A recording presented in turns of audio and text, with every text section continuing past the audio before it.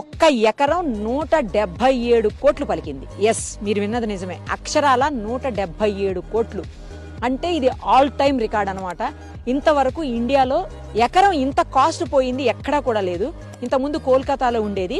ఆ తర్వాత ఆ కోల్కతా రికార్డ్ ని లాస్ట్ ఇయర్ నియోపోలిస్ దగ్గర మనమే కోకాపేట ఏరియాలో హైదరాబాదే బ్రేక్ చేసింది.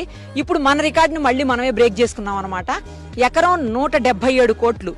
ఈ ఏరియాలో ఉన్నటువంటి సుమారుగా 7.67 ఎకరాల్లో ఉన్నటువంటి భూమిని వేలం వేస్తే దాదాపు 1357 కోట్లు 56 కోట్లు వచ్చాయి గవర్నమెంట్ కి. అలాగే పక్కనే ఇంకొక 11 ఎకరాల బిట్టు కూడా ఉంది. అది వచ్చేసి 140 కోట్లు ఎకరం పోయింది.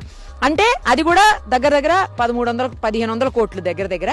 సో ఇది అది కలుపుకుంటే మొత్తంగా 3100 కోట్లు. అంటే గవర్నమెంట్ రిజిస్ట్రేషన్ వాల్యూ కూడా చూసుకుంటే మొత్తం కలిపి 3100 కోట్లకి